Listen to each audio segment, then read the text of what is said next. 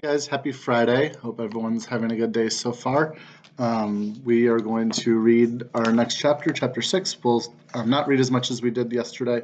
We'll only read about 6 pages today, so we'll kind of break it up a little bit more.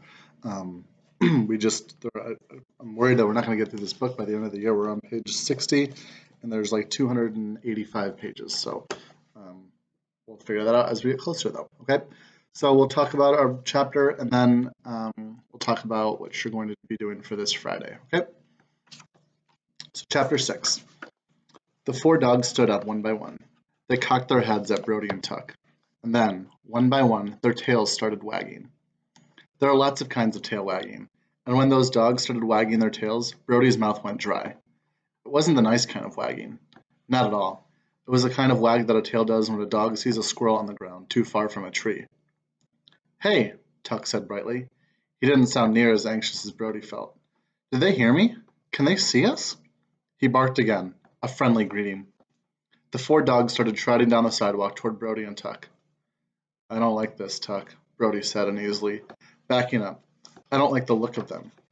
"What are you worried about?" he asked, wagging his tail and taking a few happy steps towards them. They were almost upon them. The dogs were led by a big golden dog, long-haired and burly-shouldered. His mouth was open in a sharp-toothed, eager grin. "Come on, Tuck, let's—" Brody started to say, but it was too late. Before they could run, the dogs were there, and before Brody knew what was happening, they circled around him. "Hey there, fellas," the big one said. His voice was rough and low and crunchy like truck tires through wet gravel. Brody blinked, looking hard at the dog's eyes, trying to figure out why they were freaking him out.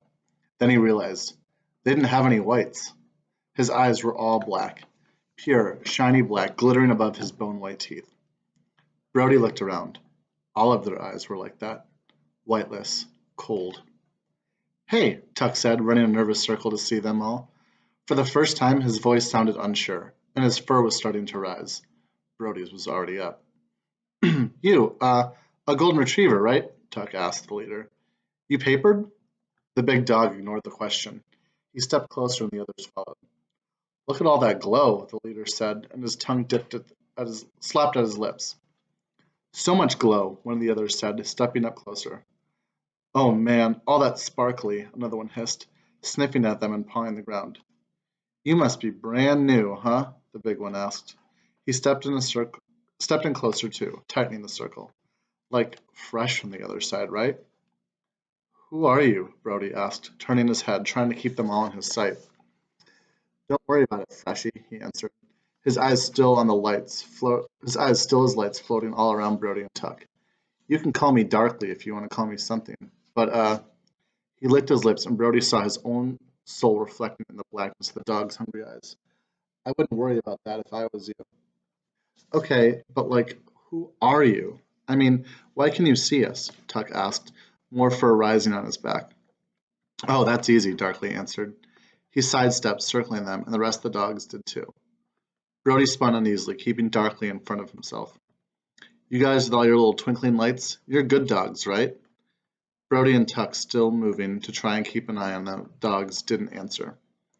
"Well," Darkly went on, finally coming to a stop, "we're the bad dogs." "What do you want?" Brody asked, turning quickly to lift his lip at one of the other dogs, who had crept too close to his rear. "Oh, nothing much," he said, a tease in his voice. "Just a little snack."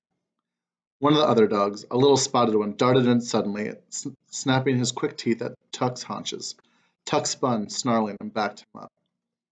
"Back off, Thump," the leader growled. "I get first taste, you know that."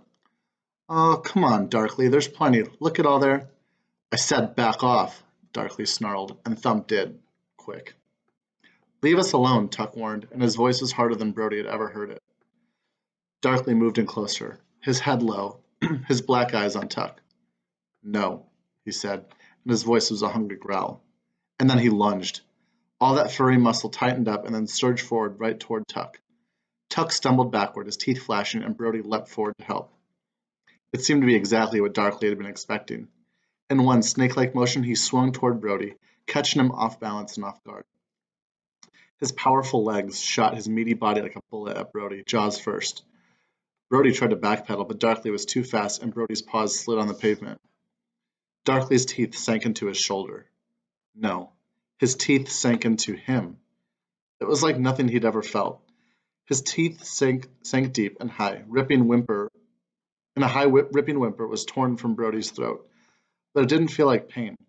It felt worse than pain. It felt like every good thing was gone forever. It felt like every last ray of sunlight was lost to the shadow. It felt like every laugh from his boy's mouth was turned into sobs. It felt like his tail would never, could never wag again. New words came into his mind like hard slaps.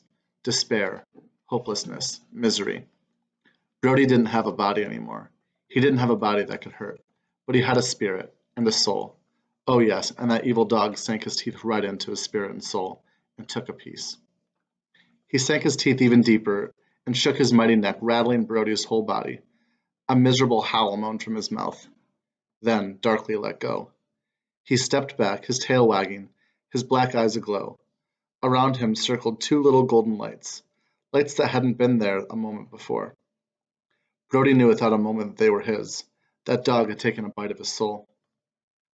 Darkly licked his lips. Oh yeah, he said. That was good. You've got so much in you still, Freshy. So much good stuff. Brody was still panting from the agony of what had taken from him. He looked for Tuck. He was on the ground fighting and struggling, but being held down by the three other dogs. Leave him alone, Tuck cried, snapping at his attackers, but only getting air. Is it our turn, Darkly? Huh? Asked one of the dogs, holding down Tuck. Can we take some? It was a medium-sized dog, black with a brown chest, with a short docked tail and stiff upper triangle ears. Not yet, Smoker, Darkly answered, and his voice was dreamy. I gotta get mine first. His eyes rolled back and he howled a triumphant, satisfied howl. Oh, it feels so good. He lifted his nose toward the sky and closed his eyes. He was savoring the taste of Brody's soul. He turned a slow circle, licking his lips, his eyes still closed. At the same time, Brody saw one of the dogs holding Tuck slip off him, snarling at Thump, who had lowered his bared teeth toward Tuck, hoping to sneak a bite. He said to wait, the dog snapped, and Thump backed off, lips raised in a greedy show of teeth. Brody saw the chance, and he ran. Not away from the dogs, toward them. With the two dogs glaring at each other, only one dog was left on Tuck. Brody barreled into him with everything he had, lowering his shoulder and ramming him with so much force that he flew through the air and rolled when he hit the ground. Tuck popped up, teeth ready, but the numbers were not in their favor for a fight. Run! Brody shouted. He never had asked Tuck to run twice. They ran. Get him, Darkly howled. And that's where we're going to stop. All right, so for today, you're going to do your check-in. Today's check-in, most people decided they would rather be fast than strong. Like it wasn't even close. I feel like it was only like 10% wanted to do be strong, 90% wanted to be fast. So do today's check-in question, and then you're going to read. You're going to finish up your exact path. So again, you should be getting your challenge by tomorrow. And then today, you guys all submitted your introductions on Thursday, or you should have submitted your introductions, and I commented on them. And all you're going to do today is you're going to look at what my comment said. You're going to fix whatever I said to fix. If it doesn't say anything to fix, then you're fine. And then the last thing you need to do is you need to add your sources that you're going to use to help you find your 3 reasons. Because remember, when we are looking at reasons, we need to make sure that we have evidence from different articles or different websites or things like that. So I'm going to have you copy and paste your sources, so whatever website you use or are going to use to help write your opinion essay. So make sure that you're doing your research. All right, have a great day, and I will see you guys at our Zoom at 12 o'clock. Bye, guys.